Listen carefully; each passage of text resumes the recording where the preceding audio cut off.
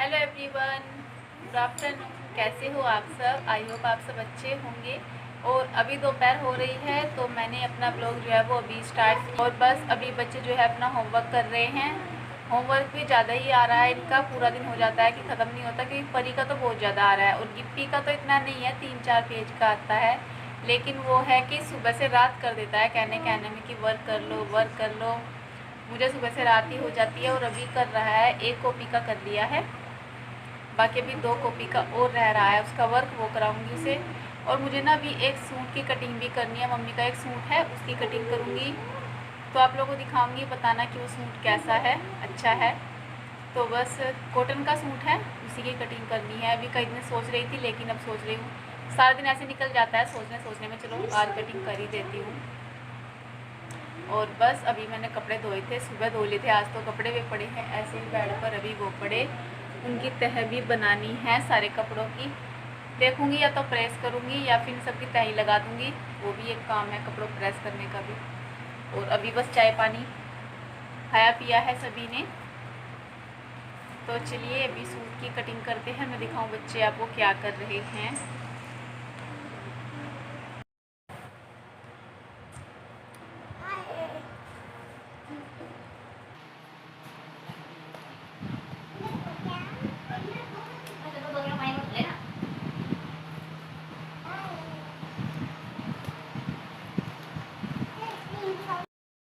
तो ये है मम्मी के सूट का कपड़ा, जो मम्मी का सूट है मुझे कटिंग करना है, तो उस कपड़े को मैंने फैला लिया है।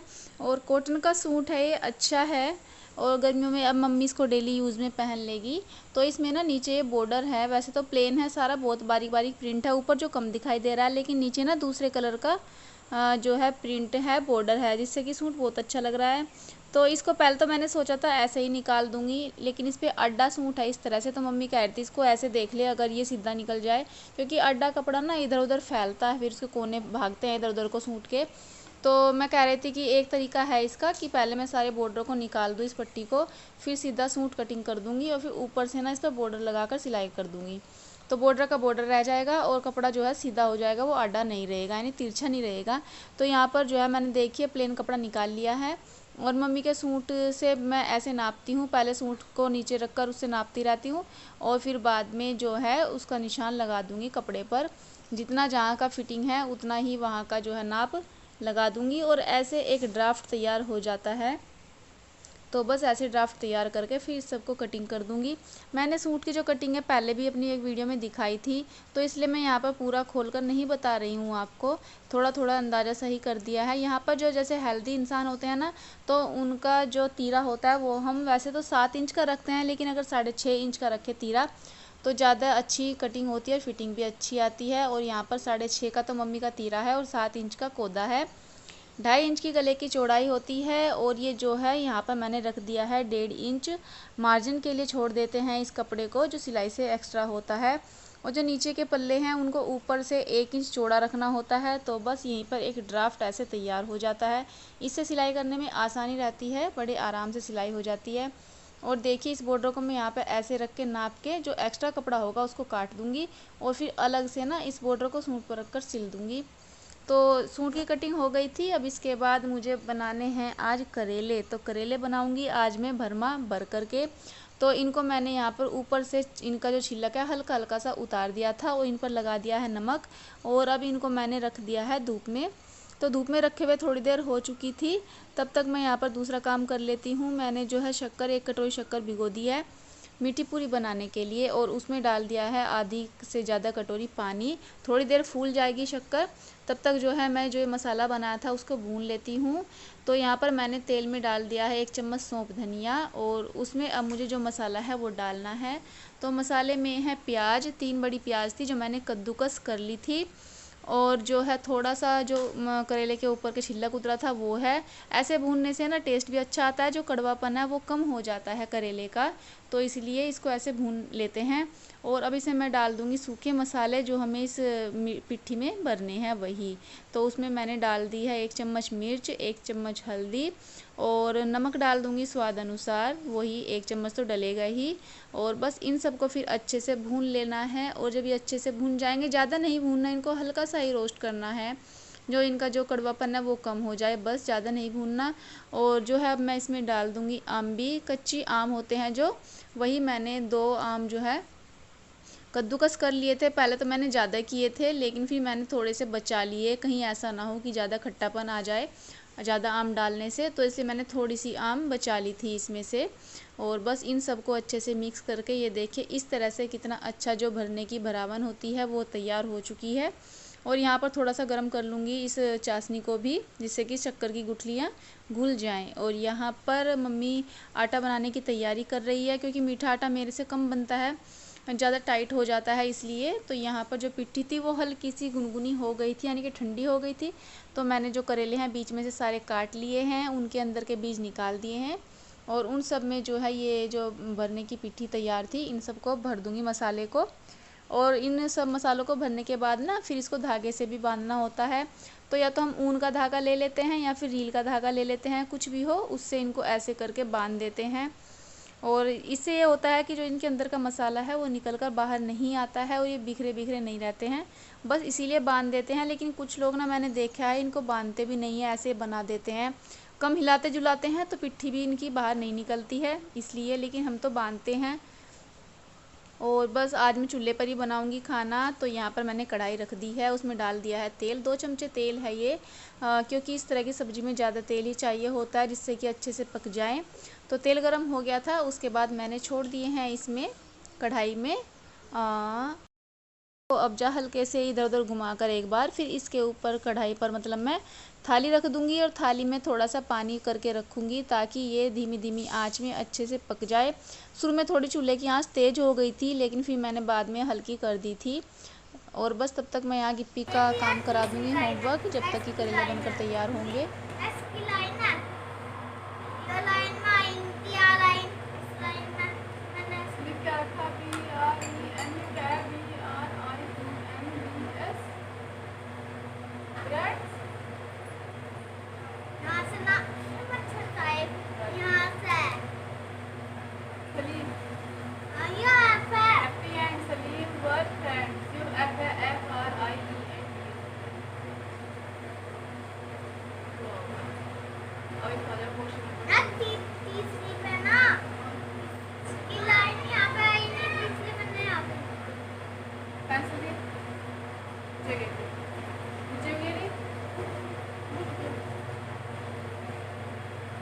तो यहाँ आंसर डालना, यहाँ आंसर है अपना वाट मीटर सूरज एक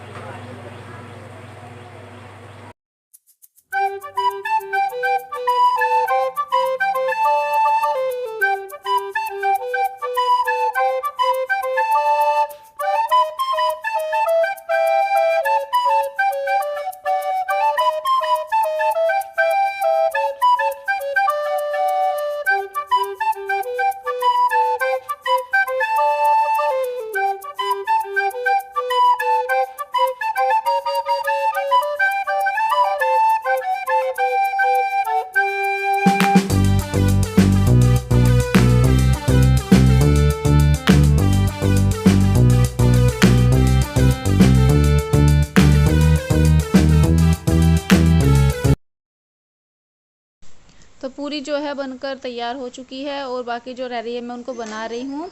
और बाकी सब बैठे हुए खाना खा रहे हैं, बच्चे, मम्मी और परी के पापा, और मैं बना रही हूँ पूरियाँ। तो बस मीठी पूरी का ऐसा है कि बनाकर नहीं रखते, एकदम सुकड़ कर ना छोटी हो जाती हैं, तो उनको एक एक करके ही उतारना होता है। तो बस मैं एक एक पेड़ी बना रही हूँ साथ के साथ और उसको दबा रही हूँ मशीन से, क्योंकि मेरे पे चकले बेलन से नहीं बनती पूरी अच्छी से, मैं मशीन से ही बनाती हूँ, जो पूरी उतारने वाली मशीन होती है ना बनाने वाली, उसी से। और बस साथ के साथ तारती रहूँगी पूरियों को। तो यहाँ पर परी और उसके पापा दोनों बैठकर खाना खा रहे हैं और मम्मी भी अभी खाएगी इनके बाद में। और यहाँ पर मांटू और गिप्पी दोनों खेल रहे हैं। इनको भी कहा था खाना खाने के, लेकिन बच्चे नहीं खाते, तो बोल रहे थे अभी नहीं खाएंगे हम। तो बस परी कह रही थी कि मैं तो अभी पूरी खाकर ही खेलूँगी, क्योंकि उसको शौक़ है मीठी पूरी का। दोपहर से कह रही थी कि जल्दी बना लो, जल्दी बना लो। तो बस यहाँ पर करेले, पूरी और जो कच्चा दूध होता है ना, उसकी लस्सी बना रखी है उस खाने के साथ में। बहुत अच्छी लगती है मीठी पूरी के साथ में, जो लस्सी बनाते हैं ना, वो बहुत ही अच्छी लगती है। तो बस गिप्पी भी हैंड वॉश करके आ गया था खाना खाने के लिए। तो यहाँ पर परी ने खाना खा लिया था और बस ये दोनों तीनों भी खा लेंगे अब फटाफट खाना। रात हो गई थी, काफ़ी लेट हो गया था क्योंकि जो करेले हैं ना वो लेट आए थे थोड़े से, तो लेट आए थे। फिर बाद में उनको धोया, धूप में सुखाया, फिर उसके बाद उनको छीला, फिर दोबारा धूप में सुखाया नमक लगा करके। तो बस इसी चक्कर में थोड़ा लेट हो गया था आज खाने को, नहीं तो इस टाइम तक तो हम खाना बना लेते हैं। तो कोई बात नहीं, इस तरह की चीज़ें बनाने में थोड़ा टाइम तो लग ही जाता है। Welcome back to my channel. तो फ्रेंड्स, अभी सारा काम फिनिश कर लिया है और बच्चों को दूध भी दे दिया है। और आज मैंने खाने में बनाए थे करेले और मीठी पूरी। तो ये दिन में कह रहे थे कि मीठी पूरी बना लेना आज, लेकिन करेले नहीं थे। मैं बोली अगर करेले नहीं होंगे तो मीठी पूरी किससे खाएंगे। तो बाई चांस ना उस टाइम आ गया फिर सब्जी वाला, और सब्जी वाला भी आया है शाम को 4 बजे। तो उस टाइम से करेले बनाने का टाइम भी नहीं था, लेकिन फिर भी बना लिए। थोड़ा सा लेट हो गया, ज़्यादा लेट भी नहीं हुआ, 7:30 बज गए खाना वाना बनाने में, क्योंकि रोज़ थोड़ा जल्दी बना लेते हैं तो उसके हिसाब से आज थोड़ा लेट लग रहा था। और बस अभी सबने खा लिया है। पूरी बहुत अच्छी बनी थी, करेले भी कड़वे नहीं थे। तो उसमें ना मैंने 2 आम डाले थे, कच्चे आम 2 आम थे। और जो करेले के ऊपर का छिलक होता है ना, कोई तो उसे डालता है करेलों में, कोई नहीं डालता, लेकिन मैं तो डालती हूँ क्योंकि हमारे घर में पहले से ही डालते थे। मैंने मम्मी को देखा ऐसे बनाते हुए, तो इसलिए हम तो उसको धूप में नमक लगाकर सुखा देते हैं, फिर करेले के अंदर भर देते हैं। करेले का छिलका और आम और प्याज, ये तीनों चीज़ें नमक मिर्च मसाला भर के उनके अंदर भर लेते हैं। और ऊपर से फिर धागे से बांध देते हैं ताकि वो धागा जो है बंधा रहे और अंदर से मसाला वो बाहर ना निकले, इसलिए धागा बांध देते हैं। तो बस वही जिस तरीके से पहले से बनती आ रही है चीज़, मैं भी उसी तरह से बनाती हूँ जैसे मेरी मम्मी बनाया करती थी। सभी लोग अलग अलग तरीके से बनाते हैं, कोई कैसे बनाता है, कुछ लोग उबाल कर भी बनाते हैं। तो बस, लेकिन जो भी था खैर, कड़वे भी नहीं लगे, अच्छे लगे थे। और जो पूरी थी वो भी अच्छी एकदम करारी बनी थी। तो बस ये बच्चे बाहर लेटे हैं और गिप्पी कह रहा है कि मम्मी आ जाओ, उसको नींद आ रही है। सो गाइस, चलिए अभी अपनी वीडियो का एंड कर लेते हैं। आई होप आपको वीडियो थोड़ा सा तो पसंद आएगा ही, और अगर पसंद आएगा तो प्लीज़ लाइक ज़रूर कीजिएगा। चैनल पर नए होंगे तो चैनल को सब्सक्राइब भी कर लीजिएगा। सो गाइस, चलिए फिर मिलेंगे नेक्स्ट वीडियो में, तब तक के लिए गुड नाइट।